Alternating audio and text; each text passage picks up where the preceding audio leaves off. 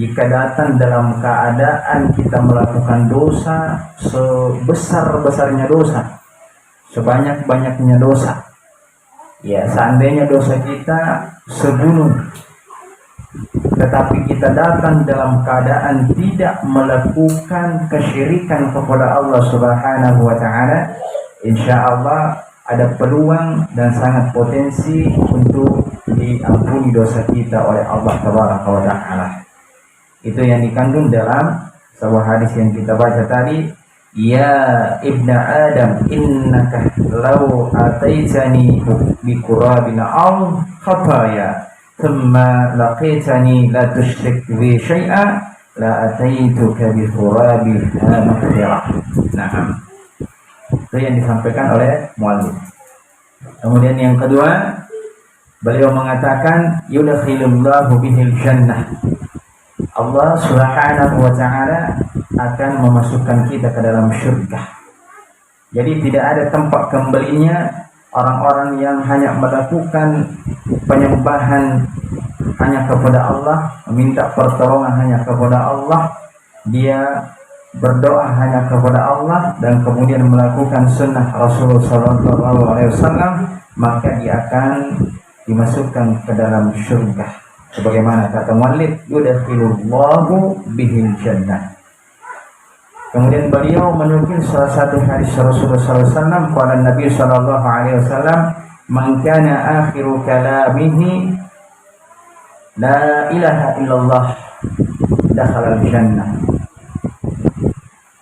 Barang siapa yang akhir hayatnya mengucapkan la ilaha illallah atau mengimplementasikan makna dan konsekuensi daripada la ilaha illallah, maka dia akan dimasukkan ke dalam syurga.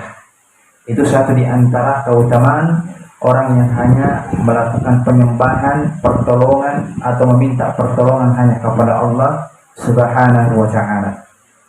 Kemudian berikutnya beliau mengatakan at-tauhidu yamna'u dukhulan nar.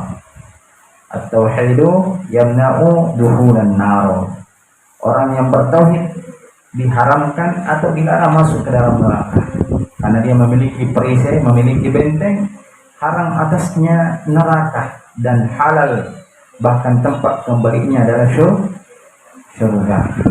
Sebagaimana dalam sebuah hadis disampaikan, ini juga dinukil oleh muallif, qala Nabi sallallahu alaihi wasallam, qala li Jibril alaihi salam, abshir ummatak annahu man qala la ilaha illallah wahdahu la syarika lah dakhala al-jannah wa qad harrama Allahu alaihi an-nar.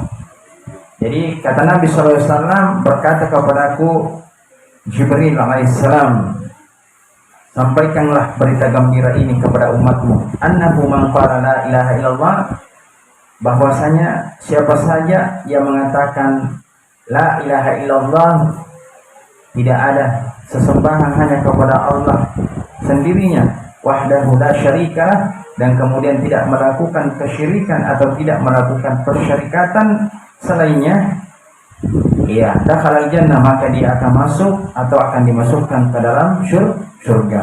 Wa qad harrama Allahu 'alaihi an-nar, maka diharamkan atasnya neraka.